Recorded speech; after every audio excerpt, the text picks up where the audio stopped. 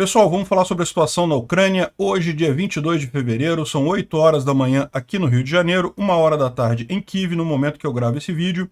Sim, estou de volta ao meu estúdio tradicional aqui no Rio de Janeiro. O voo ontem foi meio conturbado, choveu muito no Rio de Janeiro.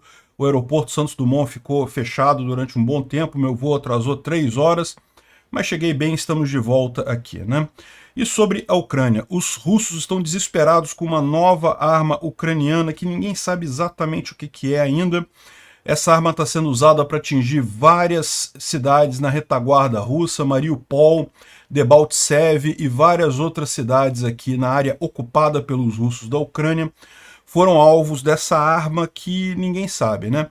A defesa antiaérea russa estava disparando no ar de forma frenética, sem saber o que fazer, tentando derrubar essa arma, mas ninguém sabe o que é exatamente ainda, e não tiveram sucesso. Vários locais foram, de fato, atingidos por essa nova arma, né? A grande questão é, qual é essa arma?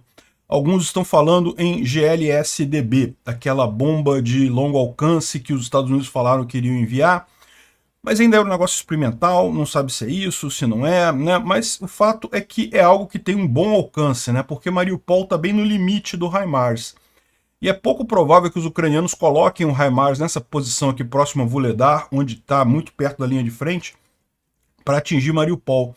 Então pode ser que tenham usado uma bomba de mais longo alcance como a GLSDB. Ou então pode ser também uma JDAM-ER. A gente vai falar sobre isso, é uma outra arma que já tinha sido prometida antes até.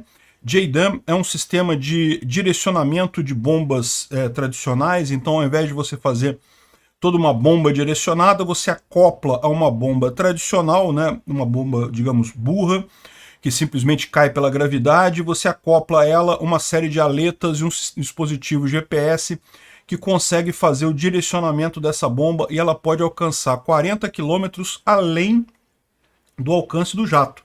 Então os ucranianos podem perfeitamente ter avançado um pouco com jatos aqui, lançado essa bomba e voltado para o território ucraniano. Seja lá qual for, a arma já está causando um caos nas defesas russas e dificultando ainda mais a logística deles, né?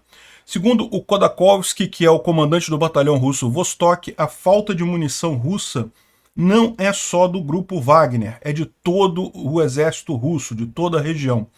E aí, lembra que a gente mencionou esse tipo de coisa, o Wagner estava reclamando que faltava munição e coisa e tal, e ele está dizendo aqui, o Khodakovsky, que na verdade o grupo Wagner é privilegiado nisso, ele recebe mais munição que o resto do exército. E, bom, a gente não sabe se é essa mesma história, mas provavelmente essa falta de munição pode significar que os russos estão guardando munição para um recrudescimento dessa ofensiva mais adiante, né? Bom, e Kriminá, a gente teve notícias de mais uma tentativa de avanço russo que mais uma vez foi destruída pelos ucranianos ali na região.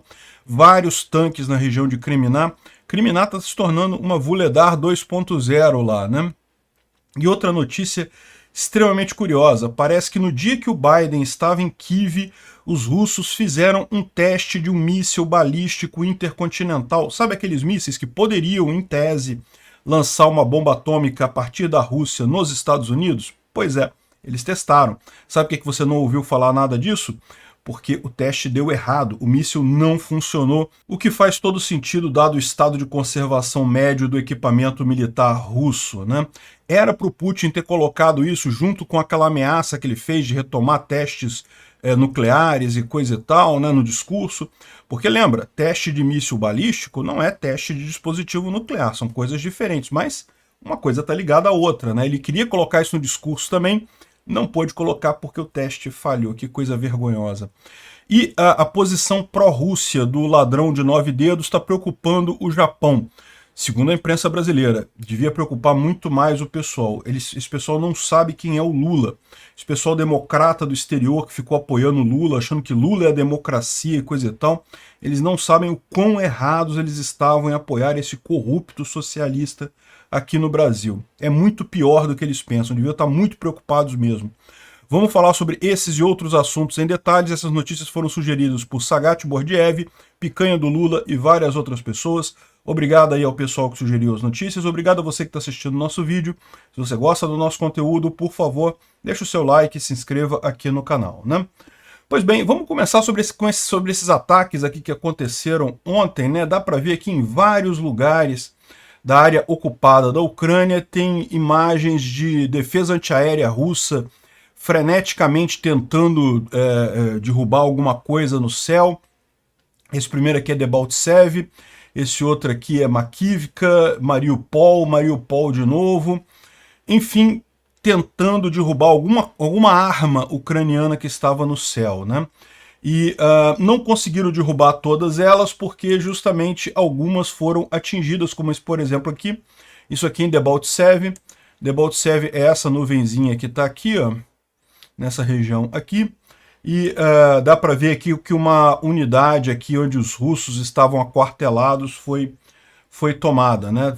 A destruição foi bem grande. Aqui em Mariupol teve um armazém de munições russos que foi destruída também no dia 21 de fevereiro, ou seja, ontem. Então, mais uma destruição confirmada por essa nova arma aí que ninguém sabe direito o que é. O Reporting from Ukraine, esse canal eu recomendo muito, é um canal de um rapaz lá em Mykolaiv, né, próximo aqui a Kherson, e ele traz muitas notícias e falou sobre isso ontem, né? Segundo eles, os russos estão desviando muitas tropas de outras partes do fronte para tentar tomar Vuhledar, né? Até de Bakhmut tem vindo muitas tropas do grupo Wagner aqui para Mariupol para fazer o ataque a Vuhledar. O que faz sentido, porque como eu expliquei para vocês, Vuhledar é muito mais estratégico do que Bakhmut no final das contas, né? Só que aí os ucranianos usaram essa nova arma e atingiram esses ônibus do Wagner, essas tropas, essas munições, tudo aqui em Mariupol, dificultando essa logística desse possível futuro ataque russo a Vuhledar, né? Na visão dele, provavelmente é GLS-DB, né? Aquela bomba de pequeno diâmetro que é lançada a partir do próprio HIMARS. Segundo ele está dizendo, uma única unidade de artilharia de HIMARS ucraniana recebeu um carregamento dessas bombas. Então seria isso que teria sido usado ontem, justamente para atingir essas tropas russas aqui em Mariupol. A gente não sabe o que foi, né? Por quê? Porque tem outras pessoas falando outras coisas também.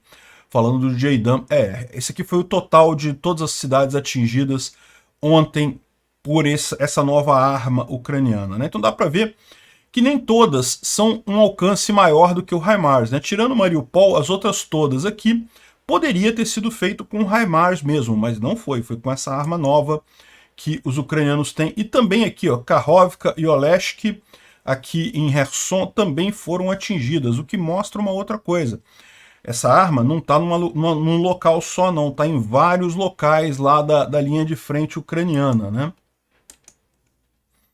E o ministro da Defesa da Ucrânia mencionou que a Ucrânia estava recebendo mísseis de médio alcance capazes de atingir entre 120 e 150 quilômetros, ou seja, ele estava falando sobre o GLS-DB, né? O Storm Shadows, que é uma outra arma que vai ter um alcance maior ainda, 250 quilômetros, não faria sentido com esse range aqui de 120 a 150 quilômetros. E daí o Trent Telenko ele coloca aqui que o GLS-DB é o mais provável realmente. Mas pode ser que tenha sido também o JDAM-ER. E o que é o JDAM-ER? É essa coisa aqui, ó. Repara que é uma munição relativamente padrão, né? Só que ela é adaptada, que é colocado um sistema nela de controle de voo por GPS, inclusive com asas, tá vendo? Ela tem umas asas aqui que abrem, né, para dar uma capacidade maior, né? Então, ela pode atingir, segundo está dizendo aqui, os Estados Unidos estão provendo à Ucrânia essa bomba guiada por GPS que pode atingir alvos até 72 quilômetros de distância. Na verdade, segundo eles dizem, a gente vai ver mais adiante, 72 km é o máximo. O ideal é em torno de 40 km por isso daí. Só que essa bomba é lançada a partir de aviões. Então o avião, em tese, ele pode avançar um pouco mais e lançar essa bomba e assim fazer um alcance ainda maior, né? É o que o Trent Telenko está mostrando nessa outra thread aqui. Justamente o que é o JDAM-ER, né?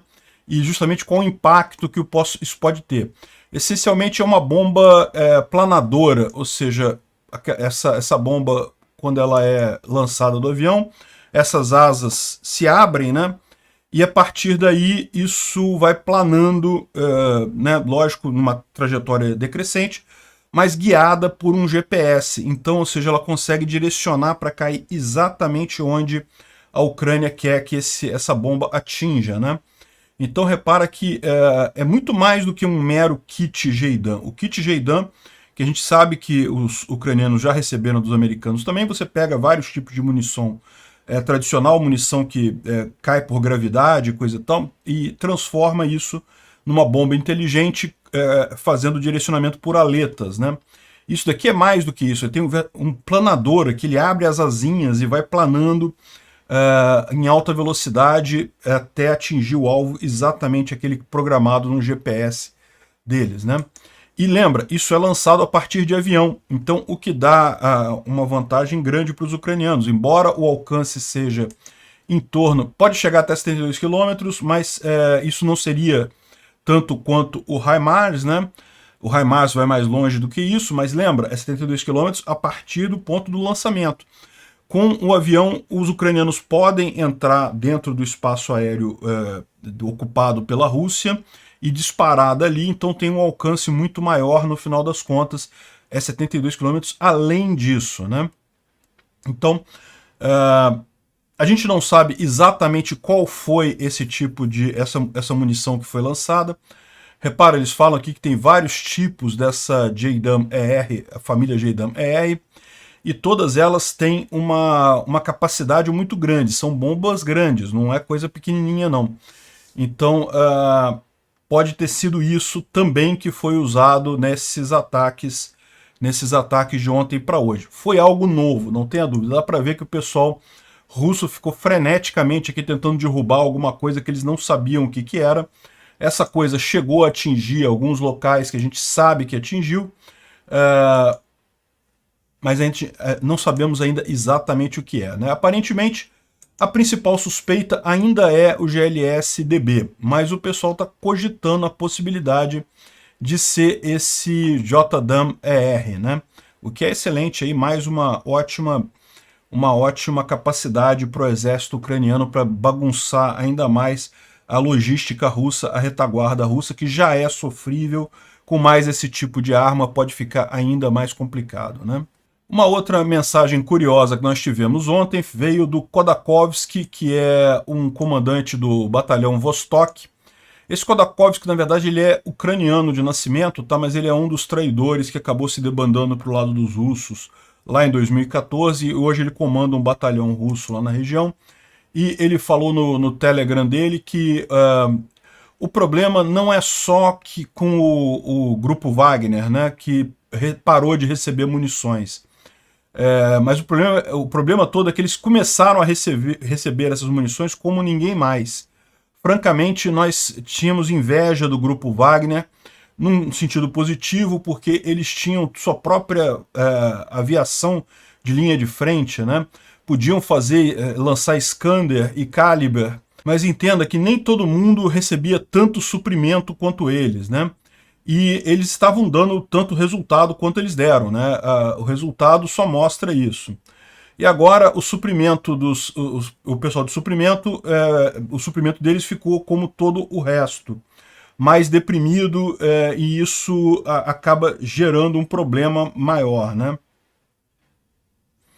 Ou seja, o problema que eles estão dizendo é que foi rebaixado o grupo Wagner para a norma geral, para o padrão geral de suprimento de munições para o exército russo, que é mais baixo do que o normal, né? E isso é o mesmo em Vuhledar, né? Em Vuhledar a gente também teve esse problema, ele está em Vuhledar nesse momento, ele faz parte da ofensiva russa que tentou tomar Vuhledar e acabou tendo muitas perdas e coisa e tal. Enfim, ele está dizendo isso daí, que o problema do Wagner não é particular com o Wagner, é geral com o exército russo como um todo, né?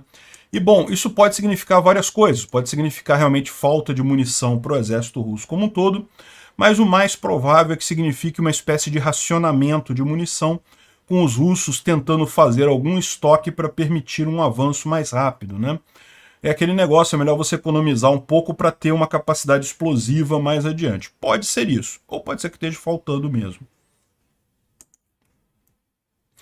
E por falar em Vuledar, o Tatarigami trouxe aqui uma thread muito interessante falando sobre as estratégias do Grupo Wagner, porque segundo ele esteve também em Bakhmut mais cedo nessa guerra, né? Ultimamente ele está em Vuledar, e ele experimentou esse tipo de coisa lá, e ele diz que realmente são técnicas, a questão do Grupo Wagner é que ele tem uma capacidade de centralização maior do que do exército russo tradicional. É isso que dá a vantagem do Grupo Wagner, né? Então ele está explicando aqui como é que é esse ataque do Grupo Wagner, e é muito parecido com o que a gente já viu descrito em outras threads, né, sobre como é que eles fazem, né? Mas ele acrescentou algumas informações interessantes aqui. Primeiro que, antes do ataque propriamente dito, tipicamente o Grupo Wagner manda um dronezinho de reconhecimento, isso virou padrão agora na guerra, né? Por que não, né? Um drone, uma coisa tão baratinha, esse drone comercial normal, você consegue enxergar o inimigo por cima. Evidente que eles fazem isso. Todo mundo está fazendo isso nessa guerra. E depois fazem uma salva de artilharia para tentar desestabilizar o fronte aqui ucraniano, né? As defesas ucranianas. E aí, em seguida, eles entram com aquela estratégia que a gente já mencionou. Deixa eu tirar minha cara daqui. De mandar grupos pequenos de 4 pessoas, com um logo em seguida do outro, né? Até tomarem a posição defensiva, né? Só que o que ele fala que é a grande diferença em relação a essa abordagem do Grupo Wagner? O Grupo Wagner é meio suicida e coisa e tal. Olha, até mas o que faz diferença no final das contas é justamente a capacidade deles de poderem tomar decisão ali na hora. Quem está tomando a decisão sobre cada pelotão desse, sobre cada agrupamento desse, é um oficial do Grupo Wagner ali no local. Ele que está decidindo as coisas, ao passo que os russos tendem a uma visão muito mais hierárquica da coisa, então as ordens vêm muito de cima, de alguém que não está ali no local sabendo exatamente o que está acontecendo. E segundo ele está dizendo aqui, é isso que tem feito diferença em relação do Grupo Wagner em relação ao exército russo tradicional. O exército russo tradicional lá em Vuledar estava tentando imitar esse tipo de coisa também. Ou seja, fazer esses pequenos grupamentos, fazendo essa onda humana para tentar tomar a trincheira. Isso dá muita perda, né, em termos de pessoal, mas lembra, a Rússia tem uma população, se não me engano, de 140 milhões de pessoas, ou seja, dá para mobilizar ainda milhões e milhões de pessoas na Rússia, então morrer gente não é o problema, mesmo para o exército tradicional russo. Então, eles mandam esses grupos pequenos, né, mas mesmo assim, o Wagner consegue avançar, o exército tradicional russo não consegue, por quê? Por causa da estrutura hierárquica, como essas ordens estão vindo muito de longe, acaba que o exército não consegue se ajustar ao que está acontecendo no campo e acabam tendo problemas com isso daqui, né? A grande coisa é que justamente a vantagem do Grupo Wagner é justamente o fato de ter gente localmente para fazer isso.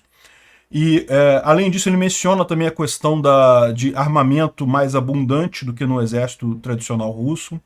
O Grupo Wagner é privado, então não precisa fazer licitação para comprar nada, ele vai no mercado e compra o que precisa. E o Prigozhin tem um bocado de dinheiro, então o Prigozhin sai comprando essas coisas à vontade. Então, isso é que acaba fazendo diferença para o Grupo Wagner, para o sucesso do Grupo Wagner lá em Bakhmut, e mesmo usando as mesmas táticas, o fracasso do exército russo, tanto lá em Bakhmut como lá em Vuledar, né? E aí outra coisa que ele fala é a seguinte, mas e os ucranianos? O que os ucranianos conseguem fazer para impedir esse tipo de coisa? E ele fala que tem uma série de técnicas, ele não vai falar quais são essas técnicas, porque, né, óbvio que ele vai falar, mas o importante nisso daí é que, de novo, é o mesmo problema do outro lado. O exército ucraniano está passando por um processo de modernização muito grande, né? Então, desde 2014, ele se desvencilhou dessa visão soviética de estrutura de comando rígida e coisa e tal, e tem adotado mais a visão ocidental, mais a visão da OTAN, de justamente você empoderar o pessoal nas fileiras mais baixas, o pessoal poder tomar decisão ali na hora. E é isso que faz diferença nesses casos. Por quê? Porque, embora uma grande parte do exército ucraniano já tenha migrado para essa nova visão de campo de batalha, nem todos os comandantes, nem todos os oficiais ucranianos já estão em linha com isso. Então você ainda encontra em algumas unidades ucranianas uma visão um pouco mais top-down, né? Uma visão um pouco mais hierárquica da coisa. Isso é normal, nenhum exército você consegue mudar assim, né, do dia para a noite. Isso é um processo cultural que vai levar aí alguns meses, anos, quiçá décadas, né, para realmente acontecer. Está sendo muito premido por essa questão toda da guerra, evidentemente, a coisa está sendo acelerada por conta disso, mas ainda vai levar muito tempo. Então, curiosamente, o que ele fala é que o problema, os ucranianos, onde estão perdendo para esses avanços do Wagner, é justamente porque estão adotando eles próprios uma visão mais estruturada, mais hierárquica de comando, né? E tudo isso, olha que coisa, é o que eu falo para vocês, a informação descentralizada e distribuída está mudando todas as estruturas no mundo, até a estrutura militar. Você começa, como os soldados têm mais informação, conseguem muito mais informação localmente com drones e outros meios, têm dados de várias situações, eles podem se comunicar muito mais fácil. Você começa a ter um soldado na linha de frente com capacidade de tomar decisão muito maior do que o comandante dele. Ah, mas o comandante dele tem uma visão geral do global da guerra, tem informações de muitos outros lugares. É verdade, mas nenhuma informação é perfeita. Ninguém tem 100% da informação para tomar a melhor decisão. À medida que você começa a ter informação descentralizada e distribuída, o pessoal mais próximo da linha de frente tem mais capacidade de estar bem informado do que o cara que está lá atrás. Então, o que a gente está vendo acontecer aqui é muito mais do que uma causalidade de quem está indo bem, quem está indo ruim nessa guerra. É algo que realmente tende a mudar guerras daqui para frente, né? Essa coisa toda de ter mais descentralização no comando tende a tornar muito diferente as guerras daqui em diante, né? Bom, o Igor Girkin, que é aquele criminoso de guerra que foi um coronel russo, que era da FSB, e foi mandado pelo Putin para criar a, entre aspas, República Separatista de Donetsk, né, lá na Ucrânia. Agora ele está afastado, virou só um blogueiro, e ele está falando aqui que os ucranianos tiveram algum sucesso próximo a Novoselivka, Druha, que é próximo a Avdiivka, né? Curiosamente, a gente falou sobre Avdiivka ontem. Os russos tomaram Novobarmutivka, ou pelo menos parte da cidade, né? Foi um desdobramento novo que teve aqui. Agora, Novoselivka Druha, que está aqui, né? É uma cidade que está na mão dos russos desde o verão. Então, aparentemente, os ucranianos conseguiram avançar bastante aqui nessa região, né? Avdiivka é essa cidade grande aqui. Dá para ver que é um dos poucos lugares em que a fronteira de 2014 ainda está sendo mantida pelos ucranianos. É uma cidade muito difícil de ser tomada, né? E os russos estão tentando cercar a cidade aqui por fora, mas sem sucesso por enquanto. E se os ucranianos efetivamente avançaram nessa área, a situação ficou pior ainda para os russos, né? Aqui ele mostra uma visão aqui de uma batalha próxima ali a Novoselivka, com 5 BMPs e mais um tanque destruídos aqui, mais um prejuízo russo grande aí, né? Bom, em Bakhmut, o Kianin está falando que não houve nenhum avanço russo significativo de ontem para hoje. Continuam os assaltos ali na região norte. A região norte é a região mais crítica aqui em Bakhmut, né? Bakhmut está mais aqui para frente, mais aqui em cima. Novamente, aqui os russos estão tentando chegar em Berihivka e Yardne e em outras cidades aqui, mas não tem nenhum grande sucesso de ontem para hoje, nenhum avanço significativo por aqui, né? A gente sabe que está havendo batalhas agora na região do avião. O avião, se não me engano, é nesse cantinho aqui, ó, de Bakhmut. É uma praça logo aqui no início, e os russos já estão bombardeando essa região próxima aqui a Ivanivsk, mas por enquanto só bombardeio de mais longa distância, né? Mais interessante está a situação em Kreminá, né? Kreminá mais aqui ao norte, Kreminá aqui essa cidade daqui, né? Mais ao norte, os ucranianos estavam nessa floresta aqui ao sul, os russos chegaram a afastar os ucranianos daqui, a ponto deles não poderem atacar diretamente Kreminá, mas como a gente falou há alguns dias atrás, os ucranianos conseguiram fazer uma contraofensiva bastante interessante aqui, se aproximaram novamente de Kreminá, e parece que dessa vez os russos mandaram uma companhia inteira de tanques, 14 tanques russos na floresta de Kriminá, e um enorme assalto, só que não deu certo não. A maior parte foi destruída, alguns recuaram, os ucranianos conseguiram manter as posições dele. Dá para ver que realmente foi, olha só, uma coisa de longa escala mesmo, muitas tentativas aqui russas e com fracasso completo nessa região, né? Vários tanques aqui destruídos nessa, mais uma dessa tentativa russa aí, né?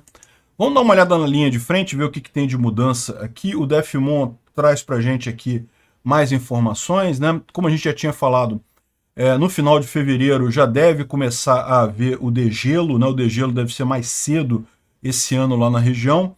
Então isso é um problema porque vai limitar as rotas que podem ser usadas para ataque por ali. Ele começa avisando sobre o norte, né? Norte de Luhansk, aqui em Grianikivka, que os ucranianos saíram daqui, os russos avançaram, mas ainda estão havendo batalhas nessa região aqui.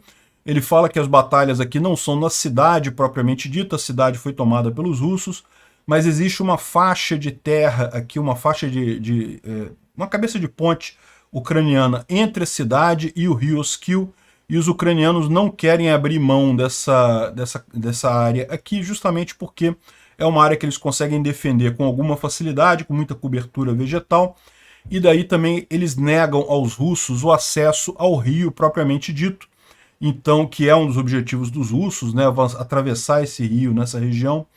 Então com isso eles conseguem evitar isso daqui, né? Também houve tentativa de avanço russo aqui em Massuivka. Aqui em Kriminá, ele fala que não teve nenhuma grande mudança, né? Só avanços em Bilorovivka. Mas aqui é justamente o ponto, tá? Como eu falei para vocês, por que os russos estão querendo avançar aqui nessa região de floresta aqui? Por quê? Porque eles perceberam que Bilorovivka é muito defendida a partir daqui também. Então, como eles querem tomar Bilorovivka, eles estão forçando os ucranianos fora dessa área de floresta, mas justamente por isso os ucranianos não estão deixando isso acontecer. Então segue inalterada essa situação aqui próximo a Bilorovivka, né? Aqui em Bakhmut ele fala que os russos continuam a tentativa deles de fazer um cerco aqui em Bakhmut, né? É a mesma situação que a gente tem visto já há algum tempo, mas não tem nenhum desdobramento muito significativo. Ele mostra aqui no mapa que os principais ataques aqui, os principais eixos de ataque Berhivka e Yahidne. Esses são os principais focos russos aqui nessa região, né? E alguns canais ucranianos reportam um bombardeio muito forte na área do avião. A área do avião, para quem não sabe, é isso daqui, ó. É que tem esse avião aqui que é um símbolo de Bakhmut, e é justamente essa, é uma estátua do avião aqui, né? E fica nesse ponto aqui, como a gente falou. E os russos estão tentando chegar por aqui e atacar essa região aqui, né? Não tiveram sucesso ainda, mas é sempre preocupante isso daí. E aqui ele fala também sobre as tentativas de avanço russo aqui em Novobakhmutivka e em outras regiões, mas sem nenhum grande sucesso por hora. Avdiivka continua na mesma situação, né? No final ele fala aqui aquela conta que os russos fazem, né, que teoricamente os russos destruíram 2 HIMARS ontem e um M777, ou seja, isso significa que os russos já destruíram nessa guerra 52 HIMARS, o que é impressionante, dado que a Ucrânia só recebeu 20, né? Ou seja, já destruíram 260% dos HIMARS. E dos M777, caramba, não tem mais quase nenhum aqui, 94,77%. O pessoal adora exagerar um número lá na Rússia. Bom, o Instituto para Estudo da Guerra fala principalmente sobre o discurso do Putin de ontem, mas como a gente viu, não teve nada de significativo. O que está havendo uma série de... O que houve foi só mesmo um monte de linhas retóricas de muito tempo, não teve nada de novo significativo. O único ponto novo foi justamente a retirada russa do Strategic Arms Reduction Treaty, ou START, que era um tratado de redução de armas nucleares e coisa e tal. Eu falei ontem que era um tratado de teste nuclear, mas não. Isso daí, esse tratado aqui específico é de redução de armas nucleares, mas ele prevê também inspeções múltiplas entre os países em locais de armazenamento de armas atômicas e coisa e tal. De qualquer forma, o tratado foi suspenso, não foi retirado totalmente pelo Putin, tá? Então é aquele negócio que a gente já tinha falado ontem, de qualquer forma é apenas mais uma bravata nuclear do Putin. Mais uma forma dele dizer que, olha só, tá vendo? Olha só, eu tenho armas nucleares, eu tenho armas nucleares. Olha só, eu tenho armas nucleares. Ele não cansa de falar isso porque ele sabe que não pode fazer mais nada do que isso com as armas nucleares dele, né? Então, o Joe Biden, por outro lado, esteve em Varsóvia ontem, na Polônia, reafirmou o apoio americano à OTAN e à Ucrânia. Então, inclusive, muito interessante o discurso do Biden ontem na Polônia, nós vamos falar sobre isso daqui a pouco. E muitos bloggers militares russos condenaram a falha do Putin em usar o seu discurso para falar alguma coisa diferente, né? Dar um outro nível. Alguns estavam falando em declarar guerra para a Ucrânia, outros falavam em declarar uma operação contra-terrorista contra a Ucrânia, que era um intermediário entre operação militar especial e guerra, né? Enfim, esperavam mais desse discurso. Só que o que a gente vai ver é que, na verdade, qual que era o plano do Putin? O plano do Putin era ter feito um teste de um míssil de cruzeiro balístico, aqueles mísseis enormes que podem atingir os Estados Unidos a partir da Rússia e qualquer outro ponto do globo. Só que o teste deu errado, a gente vai falar disso daqui a pouquinho. Enfim, ele fala também que a OTAN precisa se preparar para a realidade de Belarus, deve cair no controle russo em pouco tempo, a gente falou sobre isso também no vídeo de ontem. E, finalmente, a questão da briga do grupo Wagner, que, embora ele esteja com várias sanções, ele tem conseguido ainda milhões de dólares em lucros, devido principalmente à exploração de ouro na África, né? Ou seja, por hora, as sanções não estão atingindo o grupo Wagner o suficiente. E, bom, como a gente viu aqui, a propaganda das Russettes todas aqui no Brasil e no mundo todo, né, que não, tá vendo, o Putin agora vai usar arma nuclear, tá vendo? Agora ele vai. Ele já falou isso 550 milhões de vezes. Não, agora o Putin vai botar arma nuclear na Ucrânia. Ah, não, agora o Putin vai jogar. E eu sempre falo para vocês, não vai, ele não vai fazer isso, ele não é maluco. Ele sabe que no momento que a Rússia usar arma nuclear, a Rússia acaba. É o dia que ele vai acabar a Rússia. Então ele não vai fazer isso. E a capacidade nuclear russa é muito menor do que se supõe, como a gente falou ontem, né? Então fica esse monte de Roussetti tipo G1 aqui do Globo falando que, olha só, agora ele vai usar arma nuclear, hein? O Zelensky está nos colocando perto de uma guerra nuclear e coisa e tal. Oh, meu Deus! Não vai, ele não vai usar, o Putin não tem como usar isso. Armas nucleares não servem para nada. Então o que ele faz o que ele fica fazendo é isso, fica latindo sobre armas nucleares, e tem latido desde o início dessa guerra. Quem não lembra? Quando os russos saíram do norte da Ucrânia, as Roussettes, agora saíram de lá porque vão jogar bomba atômica. Não saíram de lá porque vão jogar bomba atômica ali. Não vão, não tem como, não tem lógica isso, né?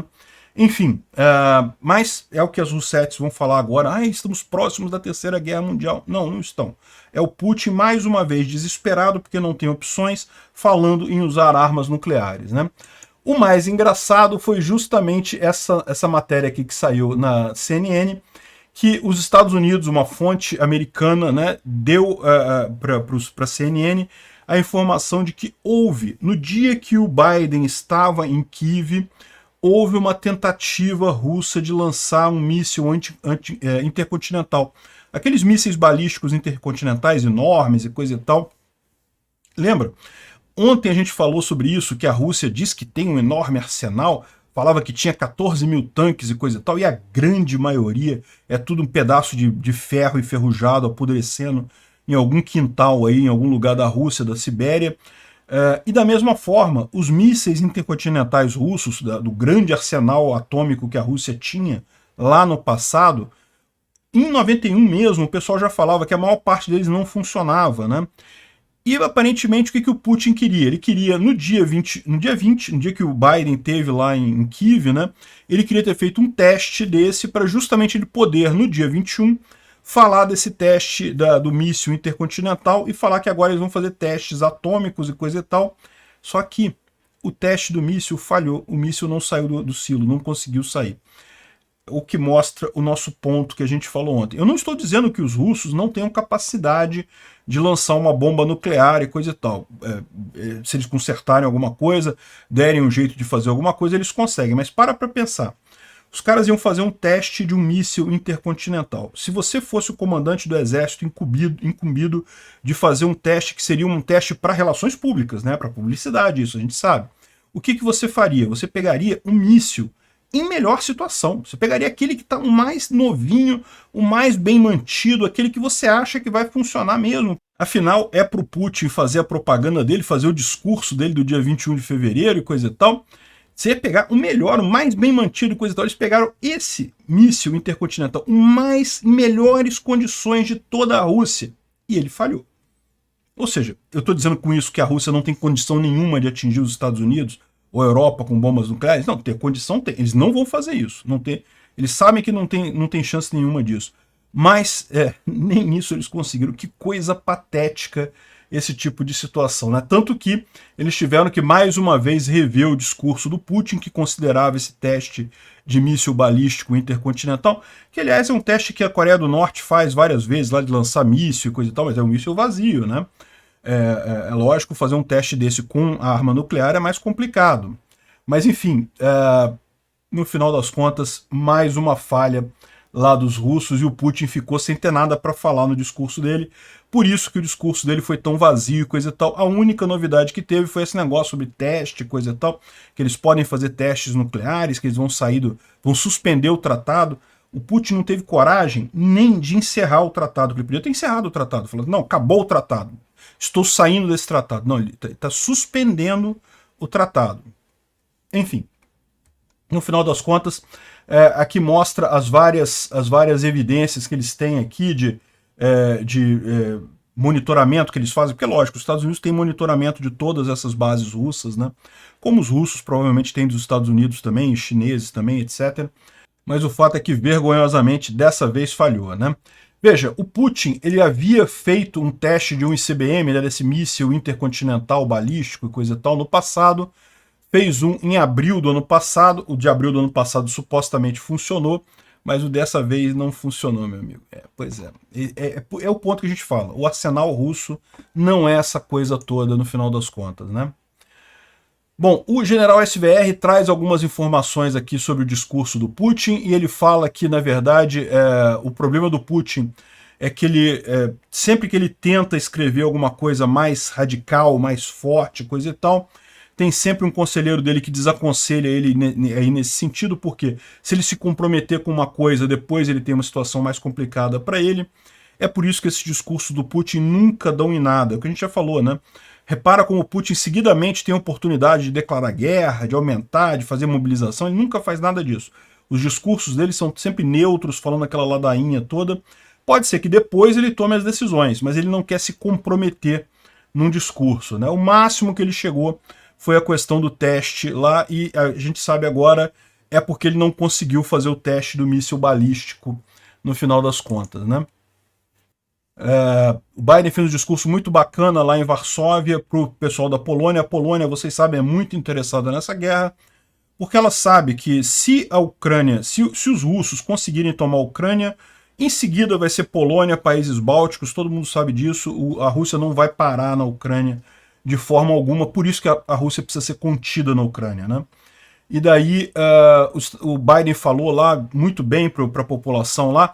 Em Varsóvia ele pode fazer aquilo que ele não pode fazer em Kiev, que é fazer um grande comício, chamar gente, seria muito arriscado fazer isso em Kiev. E lá ele falou que um ponto muito importante que é sobre o roubo de crianças na Rússia, né? A Rússia tem roubado crianças ucranianas. Vocês sabem, a Rússia tem um problema de falta, problema demográfico, né? Que aliás está afligindo o mundo todo, mas aflige principalmente essas ditaduras autoritárias como Rússia e China. Por quê? Porque ninguém quer ir para lá. Ninguém quer viver num regime autocrático, né? Então as pessoas preferem ir para países livres, países democráticos, países que você tem algum grau de liberdade. Então esses países ditatoriais acabam fadados à diminuição populacional. Até Cuba está tendo esse problema de forma muito séria, né? Então, e os russos na Ucrânia, uma das coisas que eles querem na Ucrânia é justamente gente, aumentar a quantidade de pessoas, né? É lógico, ucranianos jamais vão aceitar morar na Rússia de forma pacífica, né? Mas crianças podem ser levadas, podem ser treinadas, entre aspas, podem ser reeducadas em russo, né? E os russos têm feito isso. Isso é um absurdo completo, é um crime de guerra, não preciso nem dizer para vocês. E aquilo que eu falo para vocês, esse é o grande ponto fraco do pessoal que defende a Rússia. Por quê? Porque é só a população ucraniana que está sendo morta nessa guerra. Para pensar. Os russos invadiram a Ucrânia, fizeram maldade com mulheres, fizeram maldade com crianças, roubaram crianças, sequestraram crianças para a Rússia. Não teve nenhuma criança russa sofrendo alguma coisa assim. Não teve nenhuma pessoa na Rússia sendo violentada ou tendo algum problema de violência. Por quê? Porque os russos que invadiram, isso que parece que algumas pessoas insistem em ver equivalência entre os dois lados. Outro dia uma porcaria de um canal brasileiro, Russet aqui, colocou, não, colocamos um russo e uma ucraniana para discutir o assunto. Cara, que absurdo isso, não tem comparação, você está colocando um agressor e uma vítima. Não é duas ideias diferentes que a gente tem que discutir qual é a ideia certa. Não, você botou um agressor e uma vítima.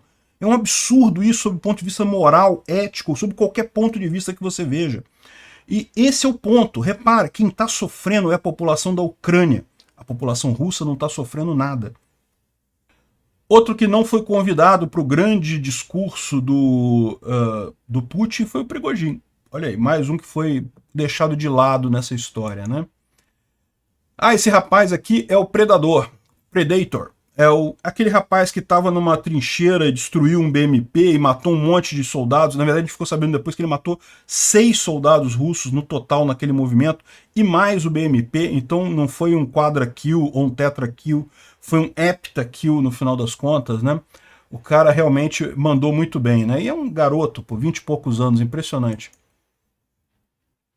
Os ucranianos hackearam sistemas de FM das áreas ocupadas na Ucrânia e começaram a lançar alertas antiaéreos e coisa e tal. O pessoal já estava apavorado com essa arma nova ucraniana, o pessoal ficou mais apavorado ainda, mas era só um hacking mandando mensagem, né? Olha só.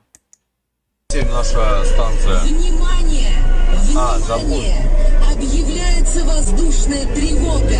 Все Várias pessoas mandando isso para cá, né? Bom, Soros falou que a vitória da Ucrânia significaria que a Rússia não é mais uma ameaça para o mundo. E eu concordo plenamente, é o que eu falo para vocês. O sentido dos Estados Unidos atacar a Ucrânia é justamente porque, para eles, é a forma mais barata de tirar a Rússia como um problema para o mundo. E a Rússia é um problema para o mundo, né? Aí tem muita gente que fala assim, tá vendo? O Jorge Soros está do lado da Ucrânia e coisa e tal. E eu não entendo esse pessoal. Gente, o fato de uma pessoa dizer... Você não precisa gostar do Jorge Soros, não. Eu acho que o pessoal exagera na importância do Jorge Soros. Ele simplesmente não é uma pessoa tão importante quanto algumas pessoas dizem. Mas mesmo que você considere que o cara é a personificação do mal no mundo e coisa e tal, não goste do Jorge Soros de jeito nenhum, ok. Isso não quer dizer que a pessoa não possa acertar alguma opinião. Isso não é um time de futebol em que pessoas que estão de um lado ou estão de outro decidem as coisas. Não, você tem que analisar cada coisa particularmente, formar a sua opinião de acordo com os fatos. Não porque, fulano falou, Beltrano falou, deixou de falar e coisa e tal, né? O Soros, eu já falei para vocês, já fiz um vídeo sobre ele explicando os erros que ele cometeu, né? O Soros foi um aluno de Karl Popper, e daí que vem a ideia dele da Open Foundation e coisa e tal, que não é uma ideia ruim por si. A ideia não é ruim.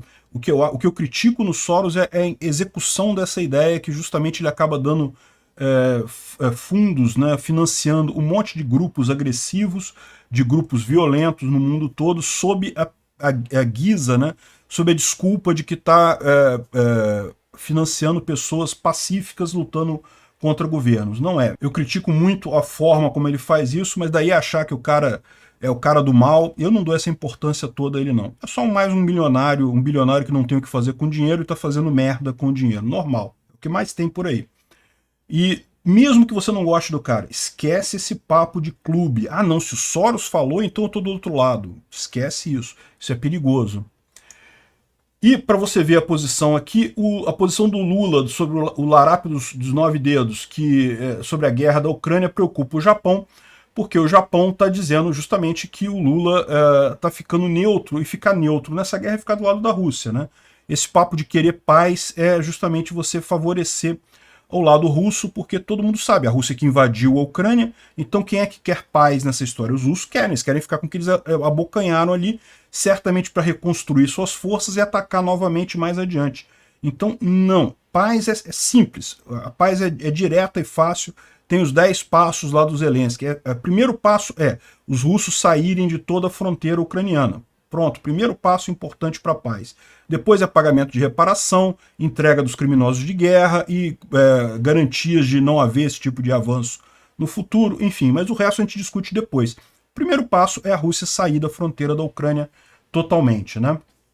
O Japão está preocupado e é aquilo que eu falo para vocês. Eu fiquei muito decepcionado com a comunidade internacional que apoiou o Lula nessas eleições. O Lula é um patife, é um canalha, é um ladrão, é um corrupto, socialista, é o cara que se alinha automaticamente a tudo de ruim que há no mundo.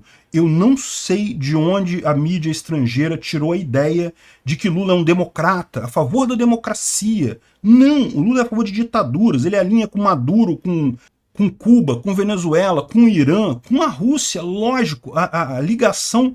O Bolsonaro errou ao fazer ligação com a Rússia, errou ao fazer essa ligação, mas a ligação do Lula com a Rússia é muito mais fundamental, é muito mais básica, num nível muito mais íntimo. E não só isso, Irã, ditaduras da África, o Lula se dá bem com essa turma toda. O pessoal lá de fora está preocupado, devia estar mais preocupado ainda do que está. E, por fim, a Rússia disse que vai oferecer uma proposta na questão de paz na Ucrânia, né? É o que eu falo, se for uma proposta no nível dos 10 passos, primeiro passo, a Rússia sair totalmente da fronteira da Ucrânia, acho razoável ter alguma proposta nesse sentido. Vamos ver o que a Rússia vai falar. O mais provável é que seja um pastel de vento, um monte de nada, um balão de ar, isso daí, né? Obrigado por assistir o vídeo até o final. Além de curtir, compartilhar e se inscrever no canal, considere se tornar patrocinador com valores a partir de R$ 1,99. Clique no botão Seja Membro abaixo para saber as condições e vantagens de patrocinar o canal. Mais informações sobre o nosso projeto, visite nossos sites indicados na tela.